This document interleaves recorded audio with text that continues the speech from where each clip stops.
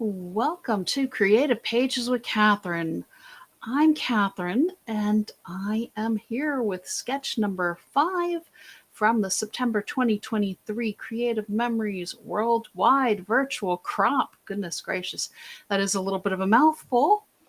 I am going to be working with Golden Harvest, and I think this might be my last one with Golden Harvest after doing all those sketches last month with it. I was scraping the bottom of the paper barrel, if you will, for putting this one together. So it's going to be interesting. We are using some scraps and it's going to be fun. So let me show you the sketch. Here we go.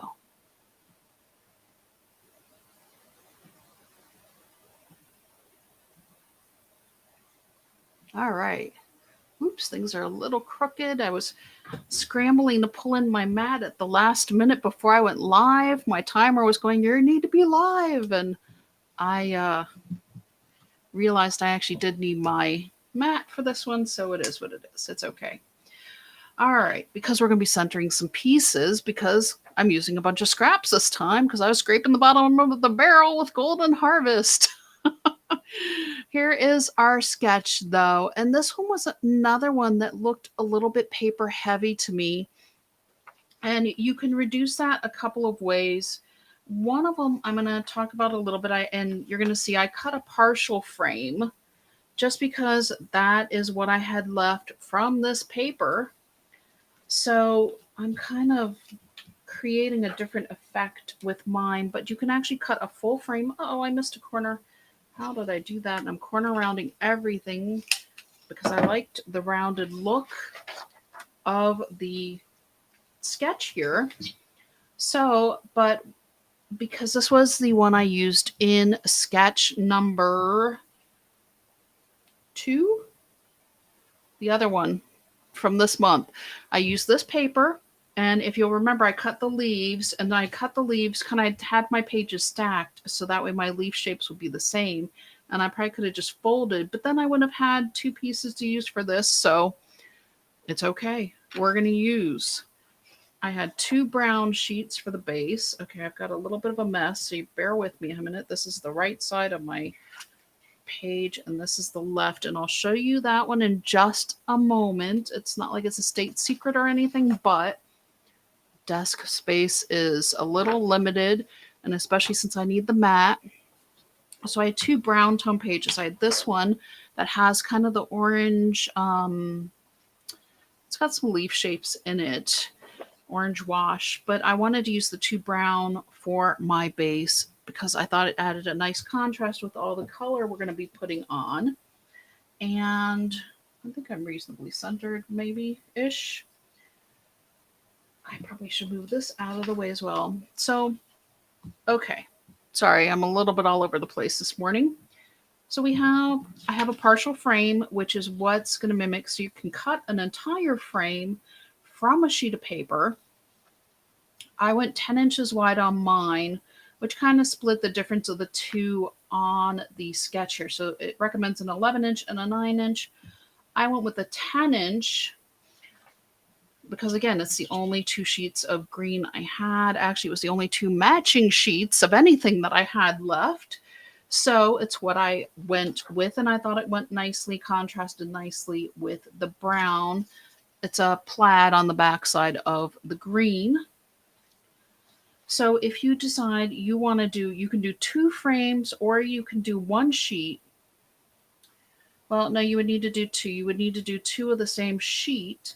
You can cut your frame and then you can actually flip the opposite piece. And I believe that's how they show it on the blog. I do have the blog post linked in the description box on YouTube and I think and on Facebook as well. So you can see that way. Or you can just take and do 2 frames from the same sheet of paper or from a different sheet, flip it over and do mix and match. I kind of like the look of having it the same to some degree on both sides of the paper. So that's what I'm doing, starting with our 10-inch frame. I also had a bunch of strips left over from who knows what. I had a 2-inch strip, a couple of 2-inch strips. So this one is 2 inches. This is actually the back side of this one. So it's that orange wash I showed you earlier. And then I had a pumpkin. So this one is 10 inches because I wanted to match the exterior of my frame. This one is 6 inches because I only had one of them. So I just cut the 12-inch strip in half at 6 inches, 6x2. And it's going to be the bottom part of my sheet here. And we're going to kind of build up from here. And then I also had 2 strips of this really light, there you go, pine needle with different types of pine needle sheet that has the green, this one, ombre kind of color wash on the back of it. So this is going to go in here. I don't know. Yeah, that's going to go in here. But we're going to build up a little bit. And I kind of just thought that this kind of almost helps to complete the frame. It gives something interesting to the bottom of the page. And then that way it doesn't look like you were using up scraps and only had a half a frame that you're leaving hanging out in the middle of your page here. Which, you know, it's kind of what I had. So, okay, I'm going to center this. This is why I grabbed my mat at the last second. Between the 3 and the 9 because I know it's a 6-inch piece. And then this one, it's going to need a little more space. We're going to set this one up here, about 3/4 of an inch down, I think. And then we'll figure out the rest from there. I kind of had an idea in my mind of how I wanted this to go together. And I kind of usually loosely place things and just get a feel for how the photos will look, but sometimes I don't actually know until I go live with you all. Okay, we're going to do to see how this actually is going to turn out. So we need 1 inch on either side because remember it's a 10-inch frame. So I'm eyeballing that and then I'm going to go down about 3/4 of an inch across. So how does that look? Not bad, except something is popping up. So somewhere I went crooked. Oops. Okay, so that's flat. Oh, that's really crooked now. Okay, paper stay flat, staying between the 1 and the 11, and then I'm coming down at the 3/4. Okay, there's that side. I'm not touching the other side. Ah, nothing popped up. Okay. Whew. All right, so that's that one. Of course, now my sheet goes crooked again. That's okay. That's okay. I'm going to work with it. And then this other one I need to move so I can put this one at the bottom. This is essentially the base of my frame. And we'll match this one up here at the bottom, kind of coming down from our straight edges. And I liked the look of everything being corner rounded. So anything that had a sharp point on it got corner rounded this time, which I think is a first for me. I don't know. Y'all are going to have to let me know how much you like your corner rounders. And this one, okay, so this was 10 inch by 2 inches. This was 6 inches by 2 inches. And this is 7 inches by 1.5 inches. Just kind of bringing things down here a little bit. I'm kind of centering it a little bit between the two. And then, okay, half of 7 is what, 3.5. So 1, 2, 3.5 needs to be right around here. 6 and 3.5 is right around here. Okay, scoot it over just a hair. Does that look right? I think so. Yep. All right, there we go. Am I straight? Is it looking decent? I think we're doing okay. All right, now we can actually put our title on. And for this one, I actually am sort of following the sketch. I'll show you in a minute. Don't worry. And then here's the other pieces, but we don't want to cover up what we just layered in. So my title is definitely going up towards the top. These are both 4x6 mats. And this was the 4x6 mat from the mat pack. And actually was one of my last mats. I think I have one mat left from the mat pack. So we're going to go to the 3 and the 9. We're lining this up across the top. There you go. And now our photo mats. And then when I go to put my photos on, I will use the corner rounder again for my photos, just to kind of keep everything cohesive throughout the entire page. All right, let me show you the sketch again. And you can see kind of what I was doing. So the title they kind of had was down here, and I moved mine up just because I wanted to use the whole mat. Could you cut the mat down and put your title in here? Absolutely. You can get a sticker, you can get an embellishment. You can use whatever you want, whatever you have. Like I said, was challenged a little bit by how little of this collection I have left. So I'm kind of glad I was able to come up with a nice looking page. With that, here it is up close. This is the left side of the layout. And now we're going to go ahead and put together the right side. Oh, you know what? I forgot my sticker. Ha! I had 2 border stickers left too. So I'm going to put this one on real quick over here. Oh, I'm glad I saw that on my other side of the page. I don't want to forget my border sticker. I thought that would add. And I liked that the sticker had just a little bit of wave to it. There's no real points on that one either. So there we go. And on the sketch, it has one going across the bottom and of the left side, and the other one's going across the top of the right. But I thought with the change up of my papers down here, it didn't make sense. And so I wanted to put it on the left and on the right. All right. So I have another stack of pages. This one, like I said, couldn't match. Uh-oh, I'm missing a sticker. Well, we'll see if it turns up. Okay. There it is.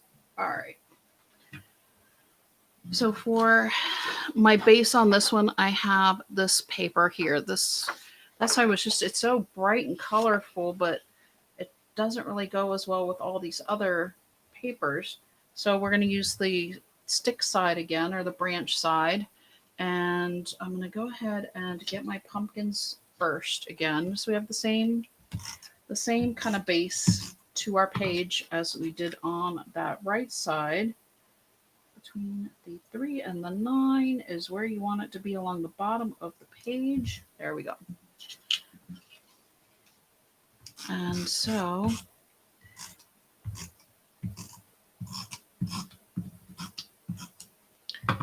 there we go. And then this one is the 10-inch one. So you have to be between your 1 and your 11. And I went right around 3/4 of an inch down on this one. So I need to go down just a hair bit more. All right, no paper crinkling this time. Let me just put this other one next to it and make sure I got that placed reasonably well. Need to come down just a hair more. Okay. Well, I didn't think I'd stuck it down at all, but apparently it thought I'd stuck it down.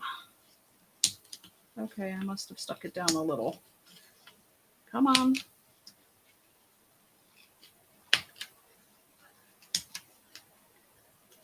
All right. Let me get my paper straightened out back out first, because we don't want to.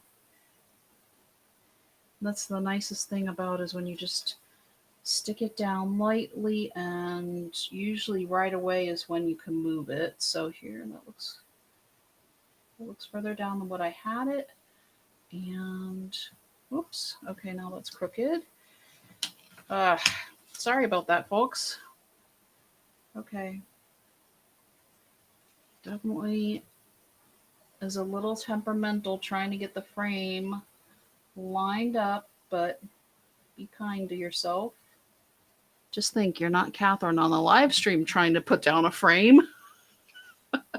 Now that one I know I stuck down, so it's going to have to be probably, yeah, it looks pretty good though. All right. Here we go. So our next piece, like I said, I had a lot of strips somehow of these papers. So it's kind of nice to use them up and not completely to have to do like a quilted pattern or something along those lines. 3.5 is here. 3.5 is here. It's hard to talk and get things lined up just right. There we go. At the same time. So, okay. Now I ran out of this one, which is what I used for my other mats. I forgot to show you the other side. So it's the same one. It's the one with the light green on the back. But I did have one of these. And so this is the one that's the same as this, the little pine needle paper. So I went ahead and just went with it down here because it's a nice complementary color. And on this side, we need 2 4x4. Well, we don't have to, but I'm using 2 4x4 at the top, and then the 1 4x6 here. And then I also had a little bit more of the pumpkin paper, this little piece. And don't you know, of course, I forgot to write that one down on my sheet. So let me measure it real quick and I will add it. So then that way, when I show it again, you're going to have to re-screenshot it. 4.5 by 3. So 1 second here. Get my pen. So 1 3-inch by 4.5 inch. And then we're layering on this 2-inch square.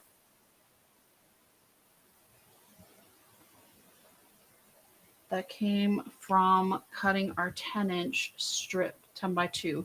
So this is basically what was a scrap from cutting this. I just went ahead and we're going to layer it into this one for our journaling. Because it's a light enough tone that it should work. And it looked like, that it does make sense to have the journaling here. But again, I'm down to my last mat for this collection, and the colors just did not work for me to use that as the journal box this time. So I got a little creative and lets me use up another scrap of something that I actually created this time as well. This one actually was under here a little bit, wasn't it? Oh, because I turned it. Do we turn it or do we not turn it? Yep, we turned it. So this is going this way. I don't want my pumpkins to be upside down. Make sure you pay attention because that is a directional paper. Yep, this one does look better this way, and I kind of had it layered. This is going underneath here. Okay.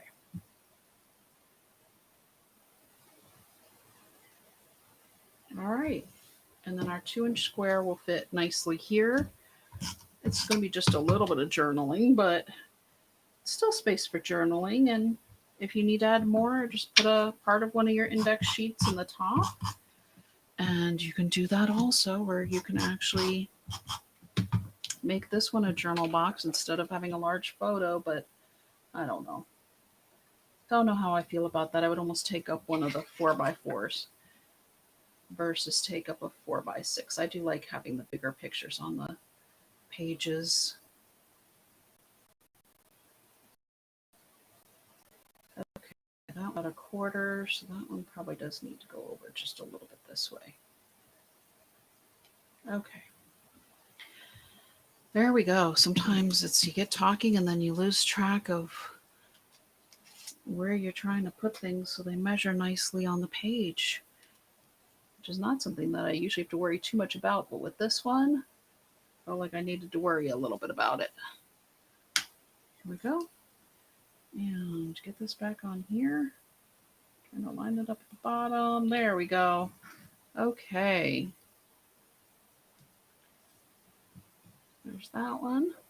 And then I also had a couple of stickers left. Not many, but I did have a couple. And so I thought this heart would look good on a foam square up here in between these two little bump outs from our border sticker. And this here. And then I found this grateful for you and thankful. So now on the thankful, that one actually was a rectangle. It had pointy edges. So I just ran that one through my corner rounder as well because I thought if everything else was rounded, and this one doesn't really have, it almost looks like you did the reverse corner rounding on it. But I just thought, let's keep everything on track with the same thing here. And then I liked that this also had that little pop of orange that we see on the other side of the page in our mat. And I'm going to go ahead and clean things up so that way I can show you this right side. Let me take this off now because I'm not measuring anything anymore. And there we go. I think it was a bit of a labor of love, but how does that look? Pretty, because you can see we've got the oranges, we've got the reds, and it's a very fall centric page. I really kind of love that. I think if you'll go walk in the woods where the leaves are changing, this is the page that you're going to want to put your photos on. Here we go. So not too bad for using up a bunch of scraps, I hope. I thought it looked pretty well, and it stays true to the essence of our sketch this time as well. So I will be back shortly, actually, with sketch number 6, and then we'll see how many more I'm able to get done today. I don't know. I've got a couple other commitments, so at least I'm going to get, seems to be getting 2 in each day so far with this worldwide crop. Not too bad. So that's it. Thank you so much for watching. Until next time.